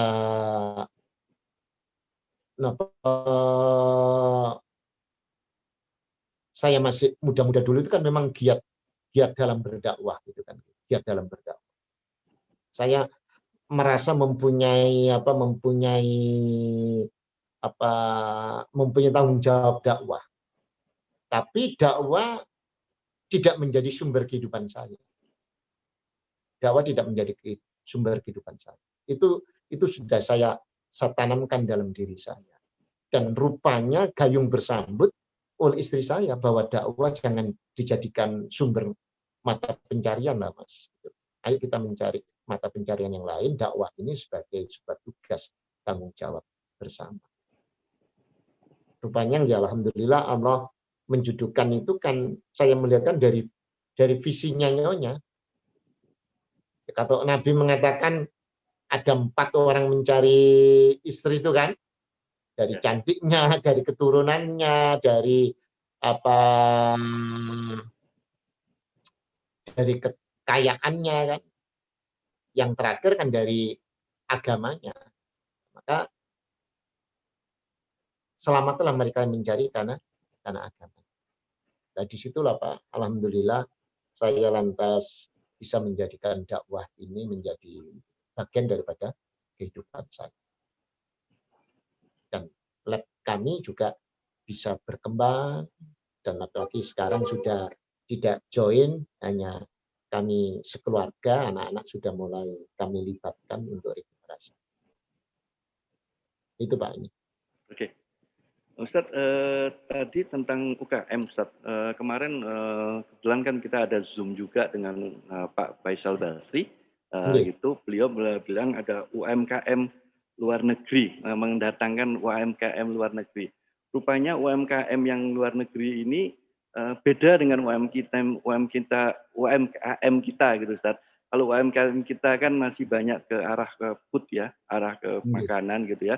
Nah kalau mereka itu kan sudah membuka UMKM itu kan membuat produk-produk addisional ya, komplimen gitu ya.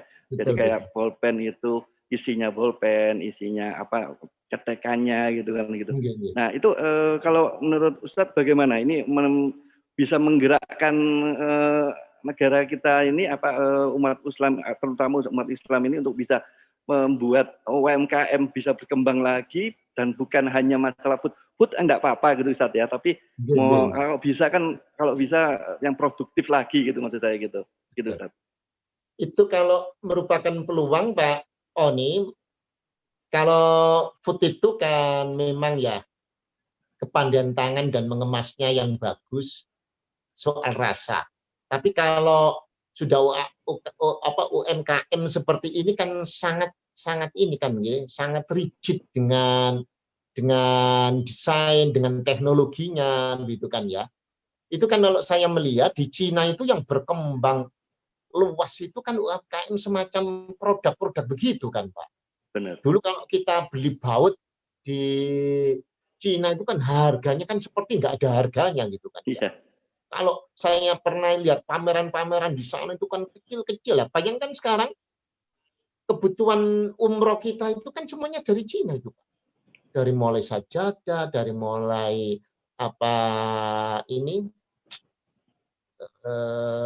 itu kayak sal itu kan, dari mulai topi yang dipakai oleh Bapak, dari mulai macam-macam sampai ke tasbih-tasbihnya itu, dari mulai souvenir mainan-mainan anak-anak yang kita beli untuk oleh-oleh itu kan. Mereka kan semua sudah bergerak di bidang sana. Dulu di Waru, saya melihat entah sekarang masih ada itu, komponen-komponen sepeda itu kan dibuat di Waru dulu itu Pak. Mulai aksesoris macam-macam. Sebetulnya kita tidak kalah gitu. Ya ini ya memang harus kita munculkan. Kenapa yang begitu-begitu itu harus kita import begitu kan? Mestinya kita didiklah masyarakat kita yang dulu jadi sentra-sentra industri UMKM itu mulai kita berdayakan. Tapi lagi-lagi Pak, memang nanti di bidang pemasarannya itu kita itu kalah. Nah inilah yang harus disupport, yang harus ditu oleh pemerintah kita. Tapi ya saya hanya berharap-harap cemas ya, pegawai di pemerintah kita itu kan belum all out untuk ininya ya, untuk mensupportnya kepada masyarakat bawah untuk bisa membuat produk-produk seperti itu gitu loh Pak. Karena ini butuh skill betul kan, kalau sudah seperti isinya pulpen, cetekannya pulpen itu kan harus dengan mesin-mesin khusus meskipun kecil-kecil gitu kan ya Pak ya. Harus dengan mesin-mesin khusus kecil itu kan skill yang harus dididik. Sekarang anak-anak STM kita ini kan sudah mulai pinter untuk bidang-bidang itu gitu kan ya. Ya mestinya kita subkan mereka. Kalau negara lain membutuhkan yang kecil-kecil bagian-bagian itu gitu kan ya. Ya ini memang itu juga peran pemerintah sih yang kita harapkan. Tapi kalau hanya berharap dari peran pemerintah saja ya nggak bisa. Ya ini mungkin apa organisasi-organisasi perdagangan semacam Kadin dan lain sebagainya itu mulai merambah ke masyarakat. Dulu saya dulu zamannya sepeda luar biasa itu kan di Wari itu kan tempatnya Pak. Kan berarti skill mereka itu kan luar biasa untuk produk-produk apa aksesoris sepeda itu. Nggak tahu sekarang apa mereka sudah hilang semua. Ngingas ya, Ustadz ya? Iya, di Nias dulu itu. Ngingas, benar. Sampai Nias, sekarang, ya. Ustadz. Bapak saya sering ke sana itu kalau mau yang bikin apa namanya baut-baut segala macam itu kengingas saja kan gitu. Iya, Pak. Nah, begitu-begitu itu kalau tidak disupport lantas digulung oleh apa era global ini kan kasihan mereka. Untuk melompat ke pekerjaan yang lain kan tidak gampang. Nggih kan? Oke. Nggih. Matur nuwun, Pak. Yes, sami-sami. Monggo bapak-bapak yang mau bertanya atau yang mau berkomentar, kita bisa lanjutkan diskusi kita ini. Insya Allah masih ada waktu. Pak Catur, monggo Pak Catur kalau mau ada yang ditanyakan Pak Catur. Mana Dokter Catur ini? Bukan dokter Pak ini. Dokter Catur Pak. Catur tok. Oh, alah. Saya pikir Dokter Caturnya bukan. Assalamualaikum Ustaz Sultan. Waalaikumsalam. Alhamdulillah, terima kasih sekali diberi wawasan, diberi pencerahan yang luar biasa ini. Kebetulan saya ikut ngurusi 212 Mat di Sidoarjo ini, Ustaz. Di mana tinggalnya Pak Catur ini? Saya di Pondok Jati, Ustaz, tetangganya Pak Oni. Oh, itu. Nah, 212 Mat dulu itu awalnya saya bayangkan kita bisa menjadi matnya umat Islam yang dimana umat Islam Sidoarjo bisa berbondong-bondong gitu ke mat kita. Tapi nyatanya sampai hari ini sudah setahun lebih ya. Kita berdiri 2018 akhir, sekarang sudah 2020, hampir 2 tahun. Ini cukup baik ya, tapi belum sesuai yang kita harapkan gitu. Mungkin bisa diberikan saran-saran Ustaz Dr. Sultan. Jadi begini Pak, yang namanya usaha itu kan kalau sudah settle kan perlu komunikasinya. Dulu contoh kecil, saya kuliah baru semester 4, itu kan 2 tahun. Saya ngomong kepada wakil kepala sekolah, Bu, mbok saya ini daripada jadi TU, saya minta jadi guru lah. Kuliah baru 2 tahun, belum sarjana muda kok kepingin ngajar gitu kan, dicelatu saya. Gitu kan sama ibu-ibu itu. Alah Bu, masa saya ini nggak bisa ngajar anak kecil-kecil itu. Saya ini sudah biasa khutbah Jumat, khutbah Idul Fitri, Idul Adha, ngasih pengajian ibu-ibu yang sudah sepuh-sepuh itu loh. Bapak-bapak saya bisa masa ngajar anak percil-percil gitu. Tak percil-percil Pak, gitu kan. Saya kecilkan betul. Supaya bisa ngedon, kan yang saya ajak ngomong itu. Bahwa saya ingin menjual diri saya, gitu kan. Ingin memarketingi diri saya Pak Catur. Ya sudah. Beliaunya tertarik juga. Saya diskusikan dengan kepala sekolah. Nah, gitu. Nah, besoknya ya kan kamu boleh ngajar. Alhamdulillah. Bapak pun juga begitu Alfamart itu. Apakah orang Sidoarjo sudah mendengar ada 212 Mat? Belum kan? Door to door-nya itu penting. Siapa saja enggak ya diapakan. Bapak kalau beli di sana berapa sih ini loh? Bisa sekian. Bapak apa sih itu ya? Soalnya sana dikirim, tak kirim gitu kan. Sana bisa utang, tak utangi, umpama begitu kan. Jangan sampai diutangi loh ya. Nanti kayak toko-toko kelontong begitu itu kan. Enggak kan? Jadi marketing saja itu Pak. Siapa di jamaah masjid ini mana? Masjid ini mana? Begitu kan? Siapa takmirnya? Nah, Bapak menawarkan ke sana kemari, masukkan di WA grupnya mereka-mereka. Begitu kan? Bapak 212 Mat ini sudah punya WA grup berapa? Berapa jumlah anggotanya WA grupnya? Kalau WA grupnya 212 Mat baru anggota koperasinya, Ustaz. Yang Kemudian berapa itu? kalau anggota koperasinya banyak, 650 orang, cuman tersebar. Di mana saja?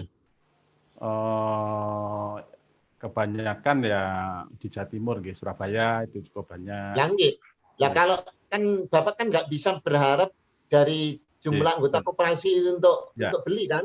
Iya, betul. Ya yang terdekat di situ Pak, harus door to door.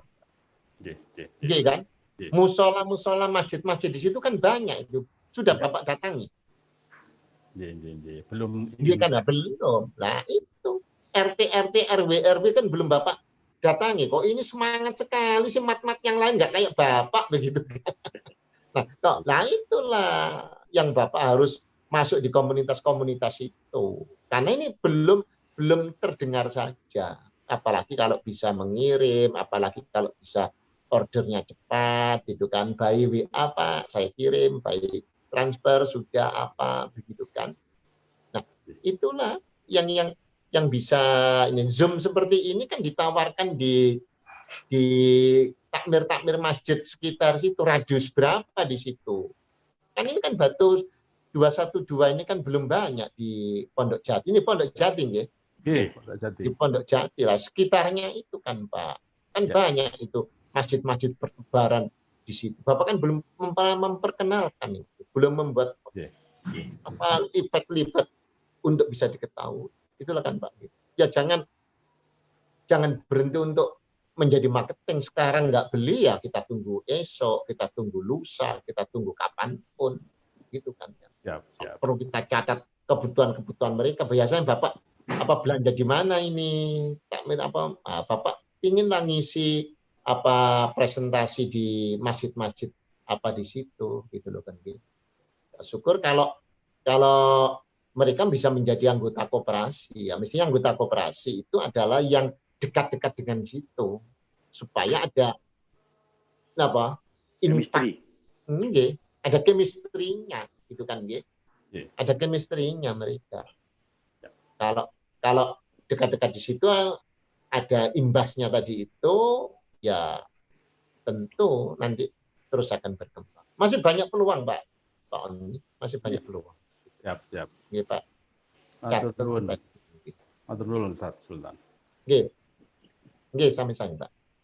Oke, kita lanjut lagi. Ini ada Pak Zulkifli tadi. Pak Zulkifli, monggo bisa dibuka mic-nya.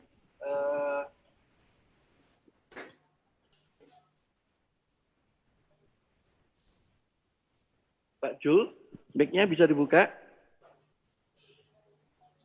Tadi raise hand Pak Catur. Monggo Pak Jul. Assalamualaikum. Waalaikumsalam warahmatullahi wabarakatuh. Monggo Pak Jul. Nah, alhamdulillah. Mohon izin untuk menyapa Ustadz Sultan dan jenengan-jenengan semua di kajian pagi ini. Alhamdulillah, saya penduduk baru di Tulangan, Ustadz Sultan. Kalau Ustadz Sultan berasal dari Tulangan, saya penduduk baru di Tulangan. Tulangan mana Pak? Tulangan mana? Saya di Ngemplak Kepatihan. Oh, Ngemplak sana ya. Pasar Tulangan baru ke 2 tahun timur. Nggih, baru 2 tahun ini. Kebetulan tadi pagi waktu join awal, posisi di depan pasar, nunggu istri belanja. Pasar Tulangan, nggih. Saya jadi ingat Bapak-bapak. Ingat remaja saya, Pak. Monggo. Nggih, Bapak-bapak izinkan saya termasuk sebagai yang sangat bersyukur dengan berdirinya 212 Pondok Jati. Monggo di kesempatan ini mengajak kita semua memaksimalkan kehadiran 212 ini, mensupport penuh adanya 212 Pondok Jati dalam hal meningkatkan operasional dalam ini, tentu kan bisnis Pak nggih, bisnis ekonomi umat.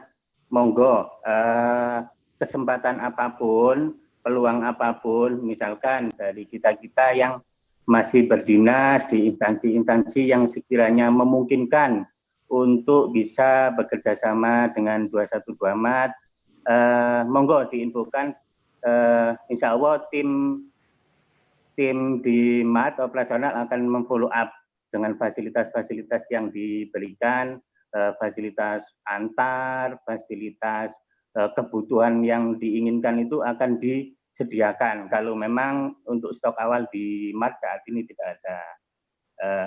Mungkin Pak Jul, mohon maaf, ini masih sesi tanya jawab, Pak Jul.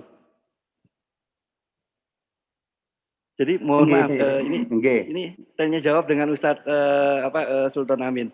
Jadi nanti kalau ini nanti sesi silaturahim. Leres, matur suwun.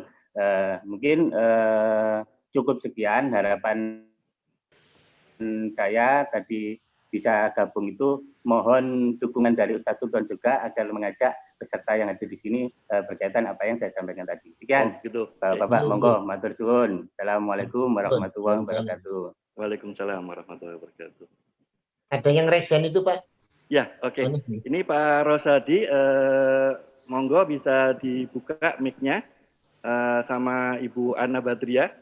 Monggo dibuka mic-nya. Pak Rosadi, monggo bisa langsung ditanyakan. Baik, sambil mengenalkan namanya dan tempat tinggalnya, Pak Rosadi. Baik, terima kasih Pak Oni. Assalamualaikum warahmatullahi wabarakatuh. Waalaikumsalam warahmatullahi wabarakatuh. Ya, saya Rosadi, anggota 212 MAT Pondok Jati. Saya tinggal di daerah Waru, depannya Perumahan Citra Tropodo. Alhamdulillah sekali, saya sangat senang pagi ini mendapatkan pencerahan dari Ustadz Sultan. Kebetulan kok ini materi ini kok apa yang saya rasakan, yang saya alami saat ini nyambung gitu rasanya itu, sepertinya ada tuntunan dari Allah insya Allah untuk bisa gabung di sini ya. Begini Ustadz, ini tadi temanya kan giat bisnis berkah ya. Kalau misalnya tadi yang disampaikan giat-giatnya kerja keras, kerja cerdas, kerja ikhlas, kerja tuntas. Nah, kalau misalnya kita sudah merasakan kerja keras, kita upaya-upaya atau ikhtiar kita sudah kita jalankan, namun ternyata belum mendapatkan hasil, Ustaz. Nah, bagaimana kita mensikapi hal itu supaya kita tetap berbaik sangka kepada Allah. Mungkin itu dulu yang perlu kami sampaikan.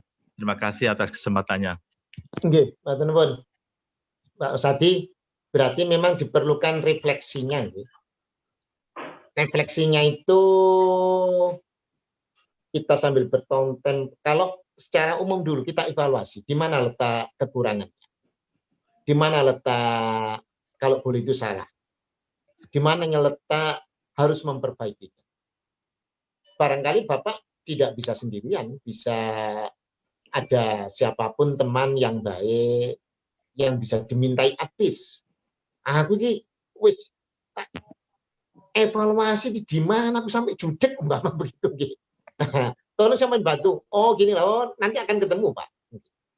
Tidak memungkin sesuatu itu yang tidak bisa komplit itu karena tidak ada yang kurang. Pasti itu. Pasti ada letak. Ya namanya kalau ingin mendapatkan 10 kan ya harus 8 tambah 2. Lah kalau 8 cuma tambah 1, berarti masih 9 ini kan. Tambah 1,5 kan masih 9,5. Harus dicari, Pak. Ini kan harus dicari. Kalau untuk menambah kurang begitu, ya Bapak kadang-kadang berkontemplasi setelah sholat tahajud, ya Allah di mana sih ini, mohon dibimbing gitu kan. Nah, nanti kan ada pikiran-pikiran, oh apa dari sisi ini ya. Oh apa saya kok ini nggak jalan, mungkin aku terlalu keras sampai sing arek-arek, kurang tajak ngomong kali, biar mereka juga ikhlasnya sama dengan saya gitu kan. Ada loh Pak nggih. Ini loh barang bagus, ide-ide bagus. Wong ini gampang dilakukan, tapi orang lain kadang nggak bisa melakukan. Yang membantu kita nggak bisa melakukan. Ya. Karena kita mungkin ngomongnya terlalu keras. Jadi durung-durung mereka tuh sudah keweden gitu kan. Mboten nyambung, nggak cun. antara keinginan kita dengan keinginan dia itu. Pasti Pak, kalau nanti Bapak berkontemplasi ya, nek kalau ngangel-ngangel nemen gitu sholat aja hajat 2 rakaat gitu kan. Ya Allah, saya menghajati ini di sisi mana sih Tuhan, mohon saya diitukan. Kalau nanti itu sambil belum ketemu mau tidur gitu kan nggih, ambil kertas ditulis, saya sudah melakukan ini mana saja sih yang belum dilempit sudah langsung tidur. Jangan setelah dilempit Bapak masih buka HP lagi. Ini biar diproses di otak kita yang super cerdas ini. Mengapa itu otak kita ini super cerdas, Pak? Nabi itu mengatakan kalau ada kenabianku yang masih tertinggal atau kurang, yakni di mimpi-mimpi yang baik setiap umatku. Nah, itu biar jadi mimpi-mimpi yang kita tulis itu.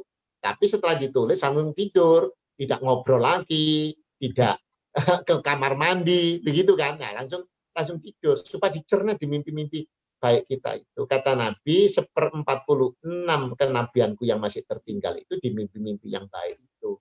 Nah, mimpi-mimpi baik itu bisa kita buat dengan cara menulis tadi itu. Dengan cara kita berdialog, ayolah diriku sekarang tidur, setelah bismika setelah berdoa, ya Allah, dengan namamu kami hidup dan mati, gitu kan, sudah baca Al-Ikhlas, Al-Falaq, An-Nas, ditiup 3 kali, dipelaburkan, gitu. Kita ajak ngomong, ayo diriku kita sekarang istirahat total, semoga Allah memberi mimpi yang baik, juga sebagai inspirasi untuk usahaku yang sudah maksimal aku lakukan. Sebab kadang-kadang Pak, mimpi baik kita itu acap kali tidak ingat. Bapak semalam mimpi baik apa? Kan nggak ingat kan? Iya. Pasti tertutup oleh mimpi-mimpi buruk. Mimpi-mimpi buruk itu adalah manifestasi kita diberi Allah untuk keluar supaya tidak mentek-mentek di dalam otak kita.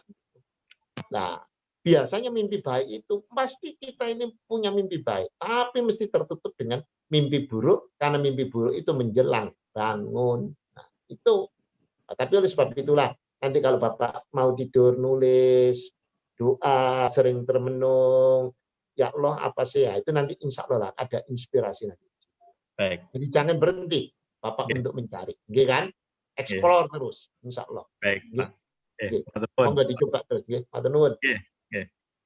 Oke, kita lanjut dengan pertanyaan yang lain dengan Ibu Ana. Tapi sebelumnya Ibu Ana, tolong HP-nya ditidurkan Ibu Ana, karena biar nanti bagus kelihatan tampilan di YouTube. Ditidurkan Ibu Ana. Ditidurkan. Ibu Ana? Ya. Ditidurkan.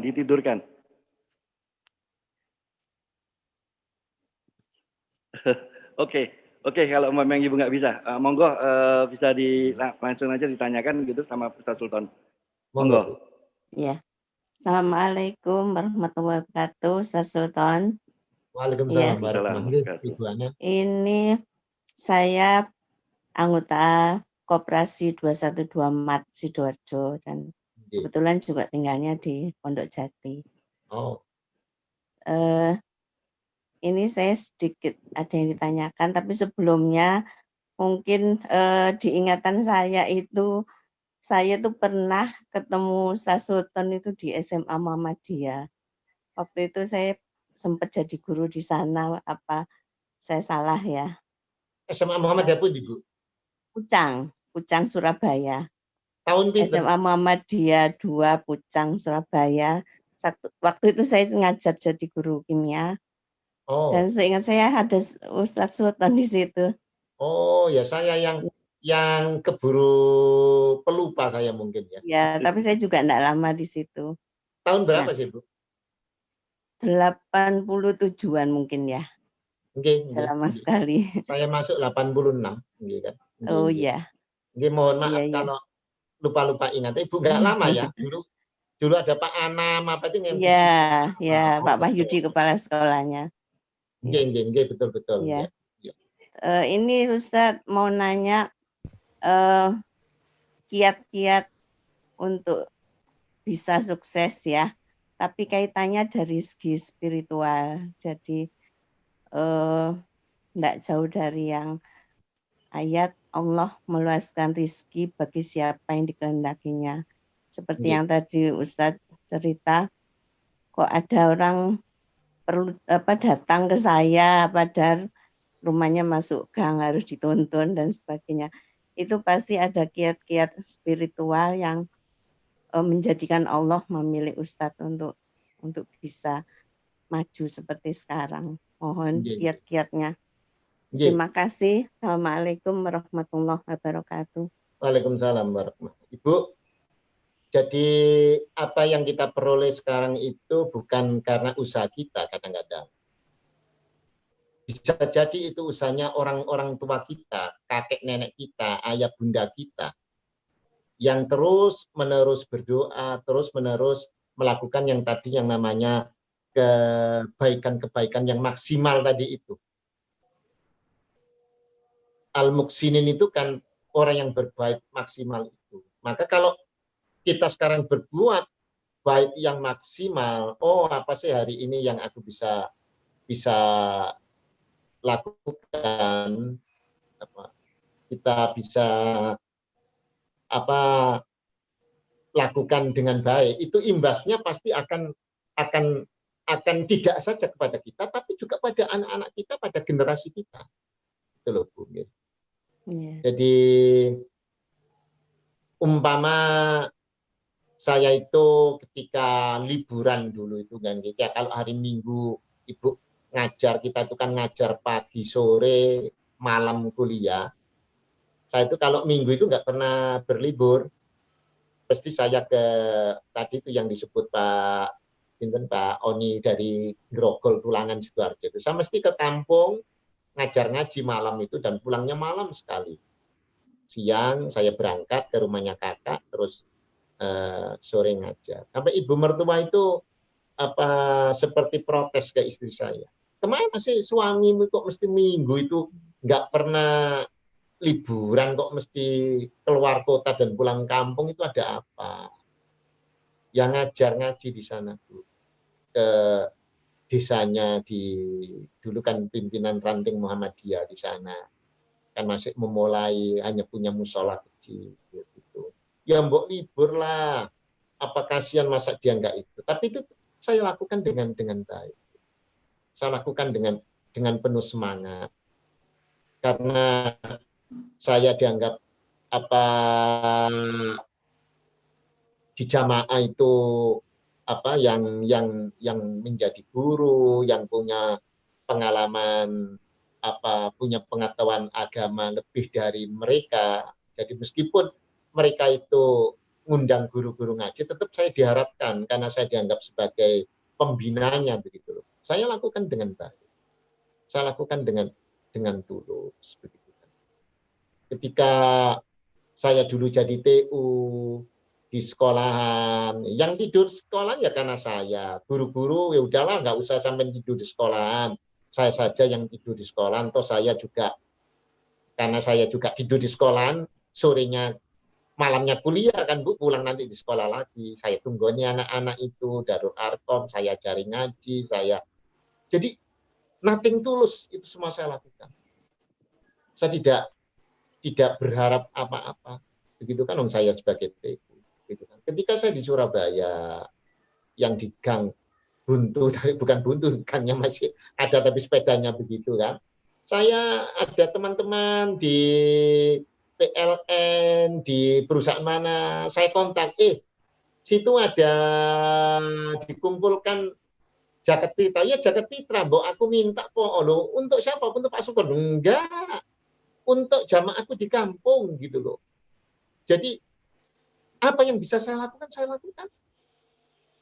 Toh itu tidak dari kocek saya sendiri, kocek saya sebagai guru Ibu tahu ya pas-pasan untuk untuk hidup dengan anak-anak yang sudah kecil-kecil masih minum susu begitu kan. Alhamdulillah saya dulu S1-nya dapat beasiswa dari IKIP Muhammadiyah jadi universitas itu gitu kan. Jadi saya beragama ini tidak hitung-hitungan. Mohon maaf kalau tadi Pak Oni tanya, kok bisa punya lab itu, Pak? Ya saya tidak punya biaya Bu untuk modal. Nyonya Mas nanti tak hutang Bapak ya, tapi ya nggak bisa banyak-banyak, Bapak juga butuh untuk pengembangan tokonya. Ya sudahlah, saya tak menjual warisan saya di desa Bu. Saya kan punya warisan sawah. Ya, oh sebelumnya itu rumah saya. Rumah itu ya wong baru rumah tangga bisa saya jual, baiknya barangkali bisa beli-beli rumah kecil-kecil atau tanah-tanah nyicil begitu kan. Nyatanya nggak laku-laku yang namanya rumah di desa itu. Kalau sekarang mungkin banyak orang dari kota ke desa. Kalau dulu kan belum ada Bu, masih kampung betul kan. Nah, saya dari Mubalik itu loh Bu, dikasih sangu 1.000, 2.000 itu oleh istri saya nggak boleh diambil. Tak kumpulkan Mas gitu. Nah, setelah Ramadan itulah, ini loh Mas, itu gaji saya kalah Bu dengan uang itu banyak itu loh. Untuk apa Mas? Udahlah, uang tak bawanya ke desa gitu kan, ke jamaah. Saya serahkan ke jamaah. Loh Pak, kok banyak sekali, untuk apa ini Pak? Ya untuk apa kira-kira? Gimana Pak kalau untuk membangun masjid? Ayo sudah bangun masjid. Nah terus yang lain dari mana Pak? Ya yuk dolek begitu kan? Nah, terus ada ide, gimana kalau rumah saya yang nggak laku-laku itu dijugruk, dibongkar, gentengnya dipakai, kayu-kayunya dipakai, batu batanya diresii, nanti kan bisa dipakai lagi kan Bu? Wah senangnya jamaah. Saya sudah ketika itu nggak mikir saya nanti nggak punya rumah, ngontrak, nggak mikir sama sekali.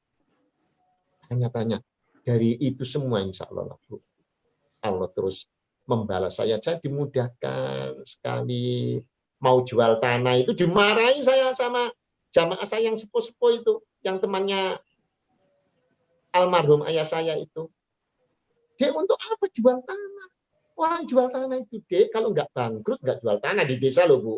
Kalau sekarang nggak, malah jual tanah itu sekarang jadi kaplingan, jadi pengusaha kan. Kalau dulu jual sawah itu gogolan, Bu Ana, itu kan saya dianggap orang bangkrut.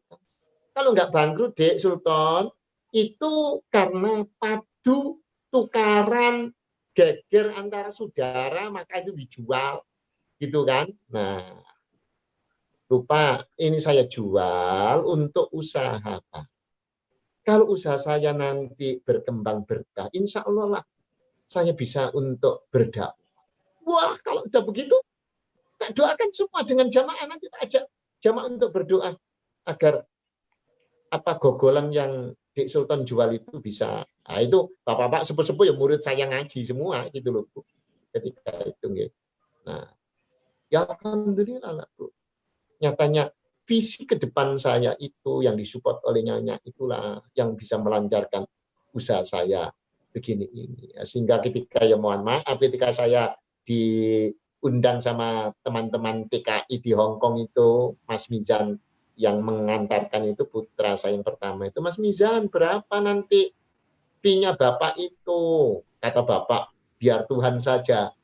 Mbak yang akan ganti, lo masa sih masih lo? Ya iya gitu loh, Bapak di sini sambil ngelencer sama kami kok sampai tanyai apa fee-nya begitu kan? Ya kan biasanya kalau manggil mubalik dari Jakarta, Pak Oni tahu itu kan, bagaimana itu hotelnya di sana, pesawatnya begitu kan, belum oleh-olehnya. Maka saya merasakan gitu. Jadi kalau kita ini berbuat baik yang maksimal, tidak hitung-hitungan, Tuhan pun nggak akan berhitung kepada kita. Itu yang namanya bihori layak nasib. Ya, selama senyampang kita punya kesempatan, apapun yang bisa lakukan. Selama di HP untuk mendoakan, ya kita doakan. Inilah apa sih hal-hal yang begini tak share. Kalau hanya lucu-lucuan saja, ini sekedar hiburan loh bro. Ya segitu aja kan nggak ada masalah. Aduh, orang itu kok bisa jahat itu ya. Semoga Presiden Prancis itu diberi petunjuk oleh Allah. Kita tidak ikut-ikutan untuk mengumpat juga gitu kan. Seperti Nabi aja diantemi waktu kan nggak didoakan yang jelek-jelek kan. Nabi mengatakan Allahumma dikomin Pak Idam layak lamun Allahumma dikomin Pak, ya Allah tunjukilah kaumku yang menyakiti aku, yang membuat aku terkapar-kapar, yang membuat aku berdarah-darah ini. Malah Jibril yang legumpeng, tahu legumpeng ya Ibu ya? Jibril itu loh yang tidak punya emosi apa-apa, jadi emosional melihat Rasulullah disakiti itu kan. Nah, karena melihat Jibril itu kan seakan-akan kayak umpama kayak anak ibu asuhnya, bapak asuhnya kan Muhammad kayak anak asuhnya Jibril yang dari mulai tidak mengerti agama sampai paham, sampai jadi luar biasa. Rasulullah itu kan gurunya itu kan diantaranya kan Jibril yang diutus oleh Allah. Sampai marah betul itu ketika Muhammad disakiti. Tapi Rasulullah alumati kaumin Pak Inam Layakna. Seperti itulah. Oke, ini waktunya sudah mulai jam 8 ini saja sudah nggak terasa 2 jam kita. Allahu Akbar kita nih. Ya alhamdulillah. Benar. Ustaz, ini sebelum ada kata penutup dan konklusi dari Ustaz gitu dan doa juga dari Ustaz. Ini saya perlu informasikan ke para partisipan. Insya Allah Ustaz Sultan Amin ini mempunyai kajian Zoom juga setiap Ahad malam. Namanya kajian Ahad malam gitu ya Ustaz. Ini saya promosi juga Ustaz. Dan insya Allah nanti malam itu nanti bersama dengan Ustadz Profesor Dr. Haji Muhammad Soleh, Master Pendidikan ya Ustadz ya, dengan tema terapi sholat tahajud meningkatkan imunitas tubuh di era pandemi. Insya Allah nanti pukul 7.30 malam. Dan partisipannya ini banyak sekali, bisa sampai 400 ini. Alhamdulillah. Dan kadang-kadang juga ada Ustadz Wijayanto, kemarin Ustadz Romawi gitu, Profesor Romawi gitu, yang hadir di kajian Ahad malam yang diasuh oleh Ustadz Sultan Amin bersama Sekolah Alam Insan Mulia Saim gitu. Jadi Ustadz ini memiliki sekolah Sekolah Alam Insan Mulia dan yang moderatori atau mengeris kajian nanti malam gitu. Oke Ustadz, monggo bisa diberikan konklusinya untuk kajian malam pagi ini, monggo. Oke. Jadi Bapak Ibu sekalian, menjadi pengusaha itu adalah sebuah keniscayaan. Memang tidak mudah, tapi kita bisa lakukan. Seperti halnya kita mau masuk surga itu memang tidak mudah, tidak gampang, tapi kita bisa melakukan, kita bisa mencari jalan, kita bisa mencari mencari pintu manapun. Di surga itu banyak pintu yang bisa kita masuki. Jadi kalau kita kepingin mendapatkan syafaat dari Rasulullah, dari mana kita bisa mendapat syafaatnya kalau kita tidak menguri-uri kata orang Jawa. Terus kita mengikuti petunjuknya, mengikuti apa yang dilakukan. Menjadi pengusaha pun juga begitu. Tidak bisa serta-merta kita ini berhasil. Ya harus berjalan step by step, begitu kan ya, dengan kreasi kita. Nanti dalam alhamdulillah kami dulu adalah laboratorium klinik, bisa berkembang dengan sekolahan, bisa berkembang dengan percetakan anak-anak, bisa berkembang dengan alat-alat kesehatan anak-anak, bisa berkembang ke perkebunan dan lain sebagainya. Itu pun semua kami nisbatkan untuk mengedukasi masyarakat, untuk pembelajaran masyarakat, dan tentu adalah untuk dakwah agama. Itu ending. Ya, semoga bermanfaat dan Allah Subhanahu wa taala selalu membimbing kita. Amin. Dengan ampunannya, dengan rahmatnya, kita selalu bisa menjalankan yang terbaik apa yang telah disunahkan oleh Nabi kita Muhammad Sallallahu Alaihi Wasallam. Dan semoga Allah Subhanahu Wa Taala mengampuni kita sehingga rezeki-rezeki yang kita dapatkan seterusnya halalan thayyibah dan mensejahterakan untuk keluarga kita semua sehingga menjadi keluarga yang sakinah mawaddah warahmah, anak-anak soleh yang selalu taat kepada Allah dan Rasul-Nya, dan mengikuti jejak-jejak orang tuanya, dan menjadi anak-anak yang selalu mendharma baktikan kehidupannya untuk orang tuanya, mendoakan kita semua, dan menjadi kebanggaan kita di hadapan Allah. Dan semoga Allah Subhanahu wa Ta'ala mencerdaskan kita, menguatkan iman dan takwa kita, terus meningkat dan meningkat sampai kelak Allah memanggil kita, dan Allah selalu menyehatkan kita, terutama di saat corona ini. Kita, imunitas kita terbangun, kita jauh dari sakit, dan kita terus bisa beribadah dengan baik.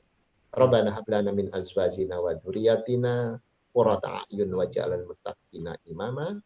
Allahumma ighfir lana wa li walidina wa li suyukhina wa li ikhwanina wa li jami'il muslimina ahya' min amwat.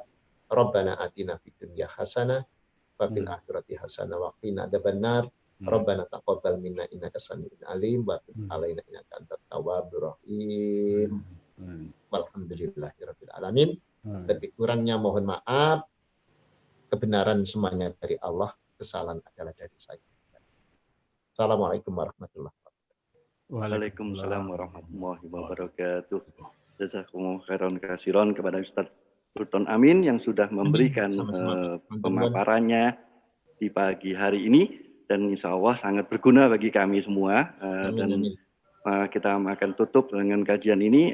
Kita tutup dulu Ustaz, nanti kita baru bertegur sapa. Tapi kalau Ustaz ada acara lain, monggo bisa live juga.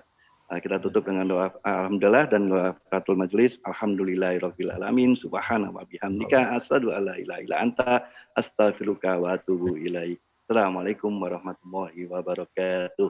Waalaikumsalam. Saya matikan yang di YouTube sama Facebook.